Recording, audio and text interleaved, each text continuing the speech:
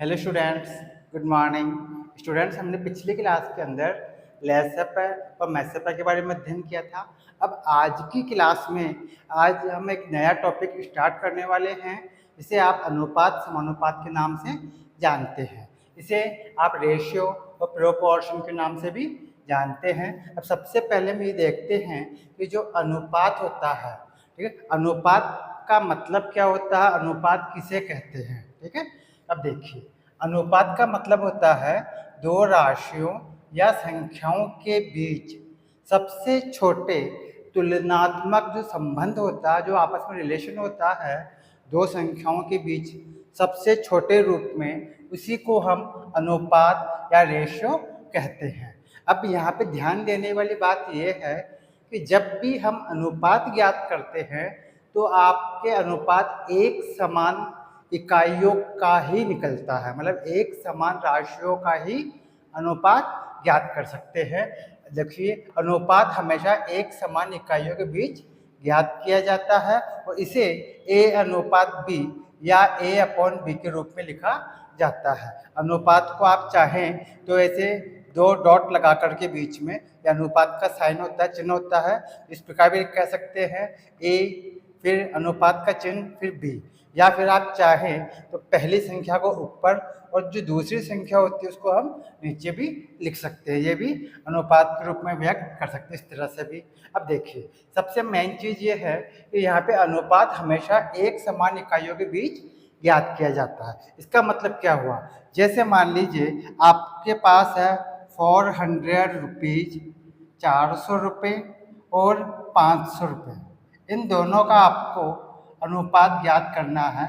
तो यहाँ पे इन दोनों के बीच में अनुपात ज्ञात कर सकते हैं, क्योंकि यहाँ भी रुपये के अंदर मान दिया हुआ, यहाँ भी रुपीज में भी आपको मान दिया हुआ। यहाँ पे दोनों वैल्यू रुपये के अंदर है, इसलिए इसका अनुपात ज्ञात कर सकते हैं सबसे छोटा मान। अब देखिए, यहाँ 2 0 से 2 0 कट जाएगी तो क्या हो जाएगा, यहाँ पे 4 अनुपात 5, 4 अनुपात 5, ये इन दोनों के बीच क्या हो गया, अनुपात हो गया। ठीक है, इसी प्रकार मान लीजिए आपके पास एक लिखा हुआ है कि एक ए व्यक्ति है और एक बी व्यक्ति है। ठीक है, ए व्यक्ति के पास 2 किलोग्राम चीनी है, ठीक है, और जो बी व्यक्ति है उसके पास केवल 500 ग्राम चीनी है। ठीक है, इसके पास 2 किलो और एक के पास सिर्फ 500 ग्राम चीनी है।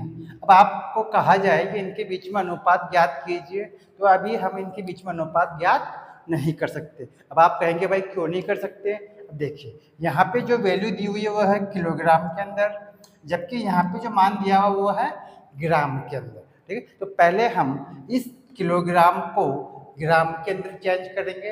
अब जैसा कि आप जानते हैं 1 किलोग्राम में 1000 ग्राम होते हैं, हो जाएगा 2000, मतलब 2000 ग्राम, 2000 ग्राम चीनी। और यहाँ पहले से ही आपके कितना दिया हुआ, 500, मतलब 500।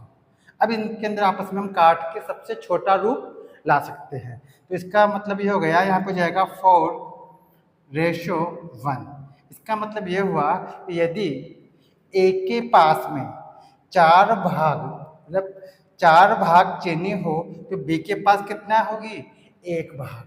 ठीक है, इसके पास अगर 1 भाग चीनी है तो इसके पास कितने भाग होगी, 4 भाग है, मतलब बी के पास ए के पास में बी से 4 गुना अधिक चीनी है। इसका मतलब ये हो गया। ठीक है, इसका मतलब आप समझ में आ गया होगा आपको कि एक समान इकाइयों के बीच में ही हम अनुपात ज्ञात कर सकते हैं। जैसे मान लीजिए अगर आपके पैसे दिए हुए हो और एक मान रुपए में दिया हुआ हो, तो पहले हम उस रुपए वाले मान को पैसे में कन्वर्ट करेंगे, फिर दोनों वैल्यू जब पैसे में हो जाएगी तब उनको हम काट के सबसे छोटा रूप ला सकते हैं। इसी प्रकार मान लीजिए आपके अगर मान लीजिए मीटर में है, 1 किलोमीटर में है, तो हम किलोमीटर वाले मान को पहले मीटर में कन्वर्ट करेंगे, चेंज करेंगे, उसके बाद उसका अनुपात ज्ञात करेंगे। जब भी आप अनुपात ज्ञात करें, इसका विशेष ध्यान रखना है कि दोनों वैल्यू आपके एक ही इकाई में होने चाहिए। ठीक है, अब देखिए इसके आगे देखते हैं हम। इसके अंदर अनुपात का वर्गानुपात क्या होता है, वर्गमूलानुपात क्या होता है। ठीक है, और घनानुपात क्या होता है इसके बारे में भी हम अध्ययन कर लेते हैं। ठीक है, देखिए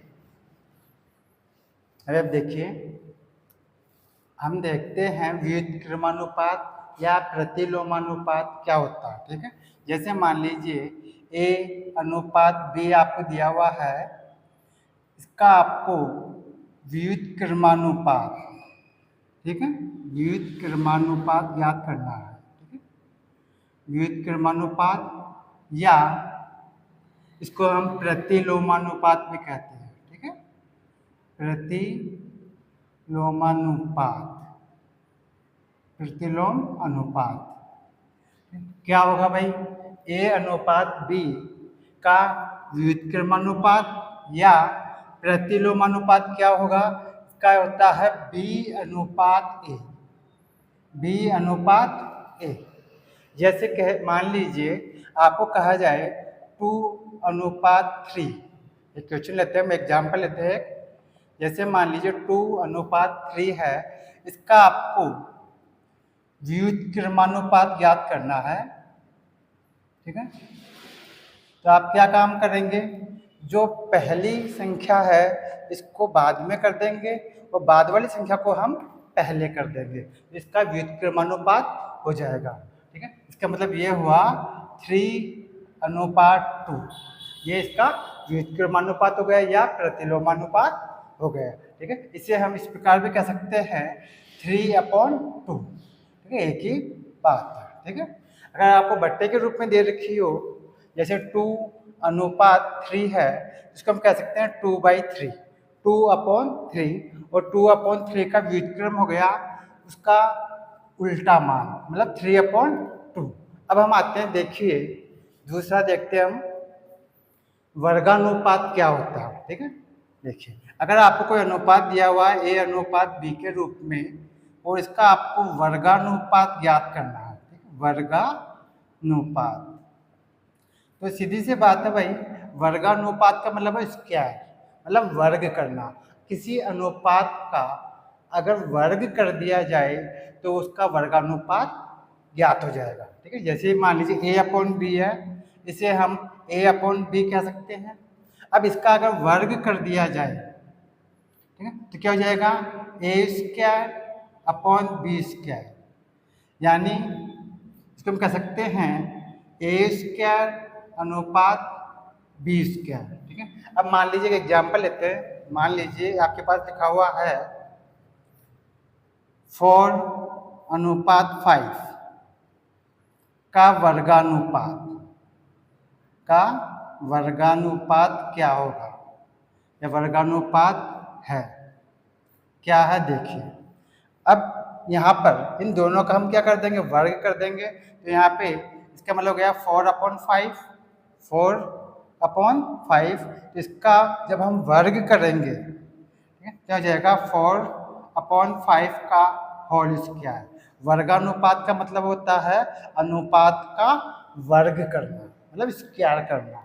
यहाँ पे स्क्वायर करेंगे कितना हो जाएगा, यहाँ पे 16/25, इसे हम कह सकते हैं 16/25, ये हो गया वर्गानुपात। ठीक है भाई, अब हम आते हैं घनानुपात। इसी प्रकार अगर आपको घनानुपात ज्ञात करना हो तो हम क्यूब कर देंगे। यहाँ पे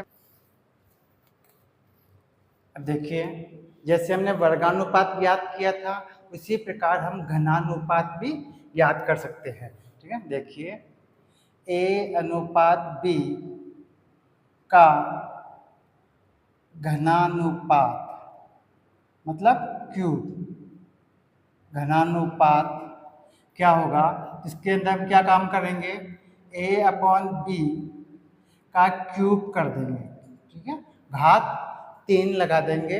घन का मतलब होता है किसी भी चीज को 3 बार मल्टीप्लाई करना, तो मतलब उसको अगर 3 बार मल्टीप्लाई करें तो क्या हो जाएगा, उसका घन ज्ञात हो जाएगा, मतलब उसका क्यूब हो जाएगा।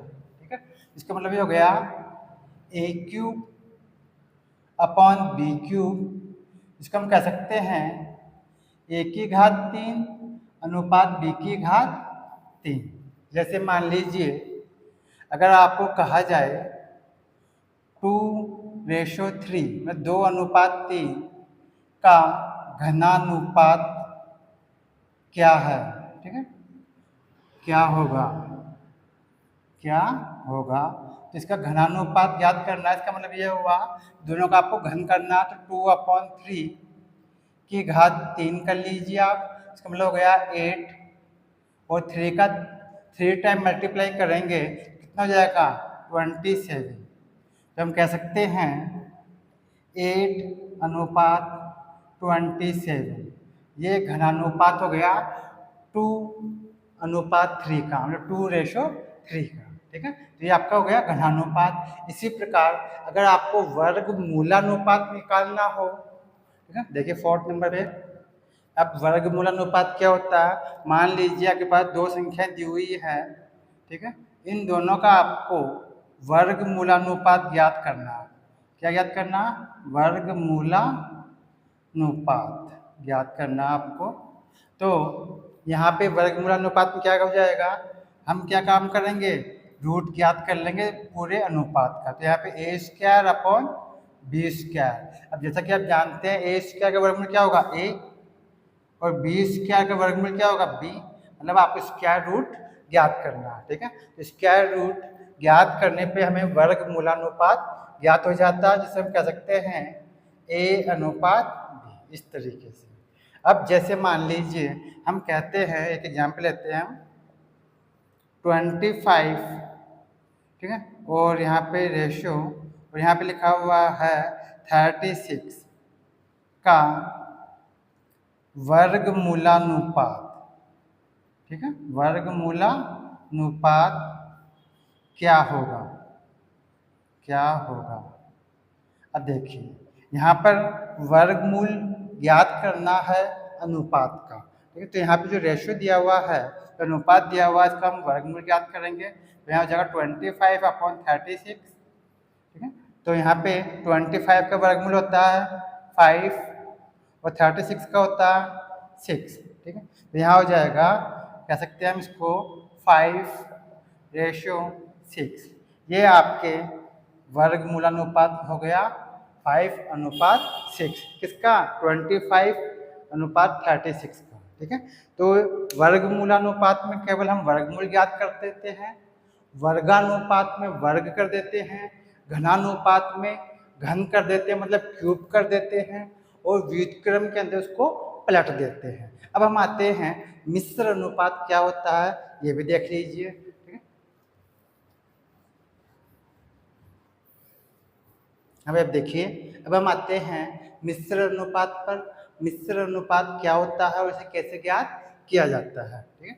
जैसे यहाँ पर आपके दिया हुआ है मिश्र अनुपात, ये क्या होता है, जैसा कि इसके नाम से ही ज्ञात हो रहा है, मिश्र अनुपात मतलब मिश्रित करना, आपस में मिला देना। इसमें आपको दो अनुपात दिए हुए होते हैं, दोनों अनुपात को आपस में मिक्स करना, मतलब मिश्रित कर देना ही मिश्र अनुपात कहलाता है। अब कैसे, देखिए मान लीजिए a/b तथा c/d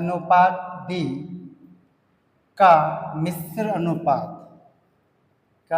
अनुपात क्या होगा, ठीक है, अनुपात क्या होगा। अब देखिए यहाँ पहला अनुपात दिया हुआ a/b, a/b यानी a/b। दूसरा अनुपात दिया हुआ c/d, c/d कह लीजिए या c/d कह लीजिए। इन दोनों अनुपातों को अगर मल्टीप्लाई कर दिया जाए, क्या कर दिया जाए, मल्टीप्लाई कर दिया जाए, तो आपको मिश्र अनुपात ज्ञात हो जाएगा, मतलब AC/BD। इसे हम कह सकते हैं AC/BD। ये आपके मिश्र अनुपात हो गया, मतलब प्रथम अनुपात को प्रथम अनुपात से, और अंतिम जो दूसरा अनुपात, उस दूसरे अनुपात को दूसरे अनुपात से मल्टीप्लाई कर देते हैं, तो हमें मिश्र अनुपात ज्ञात हो जाता है। जैसे एक एग्जाम्पल देखिए, मान लीजिए आपको लिखा हुआ 2:3, और यहाँ पे दिया हुआ 4:3 7 का मिश्र अनुपात ज्ञात कीजिए। मिश्र अनुपात ज्ञात करें। तो हम क्या काम करेंगे, 2/3, जो पहला अनुपात इसको तो बोलेंगे 2/3 इंटू 4/7। इसको मल्टीप्लाई करेंगे तो आपके हो जाएगा 8/21। तो हम कह सकते हैं 8:21 ये आपका मिश्र अनुपात हो गया। ठीक है, ये तो हुई सामान्य जानकारी अनुपात से संबंधित। तो मैं समझता हूँ समझ में आ गई होगी। ठीक है, अब हम देखते हैं कि हम कैसे ज्ञात करें कि कोई अनुपात छोटा है या बड़ा है। मान लीजिए आपको 2-3 अनुपात दिए गए हो। अब आपको ये कहा जाए कि इन अनुपातों में सबसे छोटा अनुपात कौन सा है और सबसे बड़ा अनुपात कौन सा है, तो इसे हम किस प्रकार से ज्ञात कर सकते हैं। ठीक है, अब देखिए हम ये देखते हैं कैसे ज्ञात करेंगे। अब आप देखिए, अब हम देखेंगे सबसे छोटा अनुपात कैसे ज्ञात करते हैं और सबसे बड़ा अनुपात कैसे ज्ञात करते हैं। ठीक है, देखिए सबसे छोटा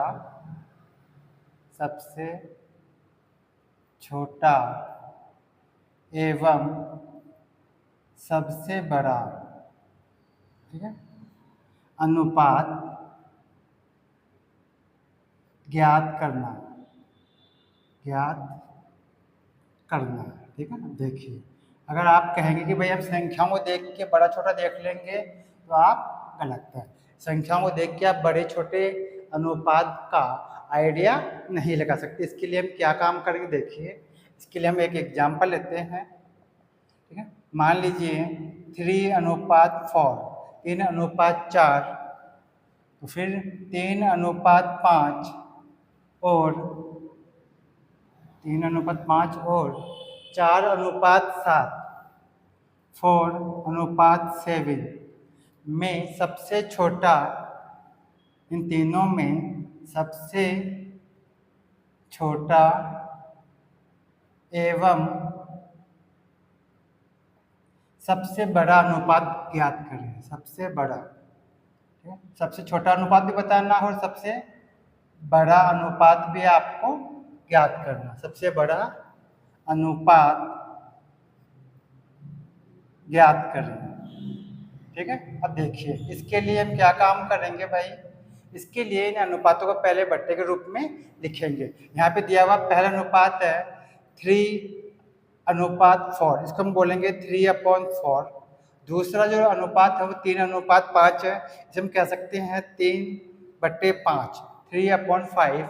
और तीसरा जो अनुपात है वो है 4:7, इसको हम कह सकते हैं 4/7। अब इसका हम दशमलव के रूप में पहले मान ज्ञात करेंगे।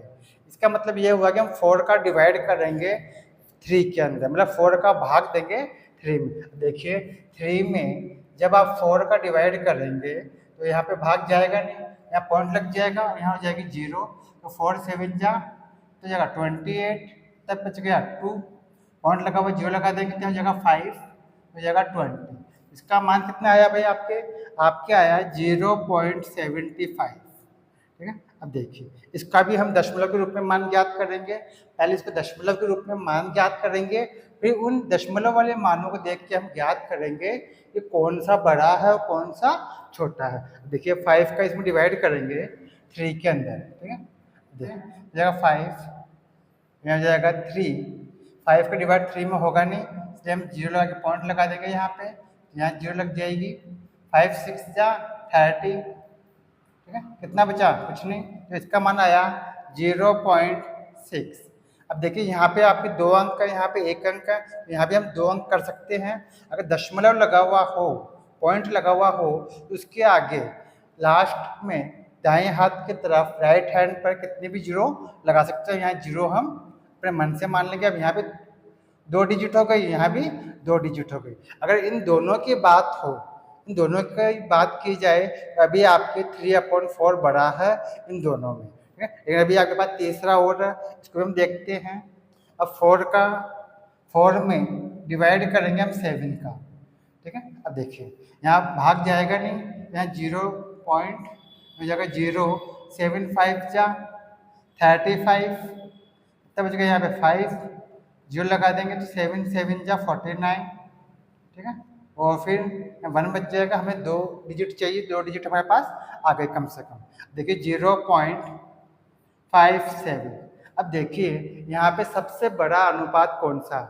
यहाँ पे 0.75 है, इसमें 0.60 है, यहाँ पे 0.57 है। तो यहाँ पे सबसे बड़ा अनुपात यहाँ पे है 3:4, ठीक है। तो देखिए यहाँ लिख देते हैं हम, यहाँ पर आपके सबसे बड़ा जो अनुपात है वहाँ पे क्या हो गया भाई? 3:4, मतलब 3:4, क्योंकि इसकी वैल्यू सबसे अधिक है। यह हो गया 3:4। और सबसे छोटा कौन सा भाई? यहाँ पे सबसे छोटा अनुपात, तो सबसे छोटा अनुपात है, उसके लिए सबसे कम वाला मान होगा। तो यहाँ पे सबसे कम वाला मान है 0.57, ये सबसे छोटा मान है, इसलिए ये अनुपात भी सबसे छोटा होगा। तो हो गया 4:7, ये आपके सबसे छोटा मान हो गया, ठीक है भाई। तो इस तरह से आप नीचे वाली संख्या का ऊपर वाली संख्या में डिवाइड करके, मतलब भाग देके, पहले दशमलव के रूप में मान ज्ञात कर लीजिए, और फिर दशमलव वाले मान से हम ये ज्ञात कर लेते हैं कि कौन सा मान सबसे छोटा है, कौन सा मान सबसे बड़ा है, ठीक है। और उसी के आधार पर हम छोटे बड़े अनुपात को ज्ञात कर लेते हैं, ठीक है। अब देखिए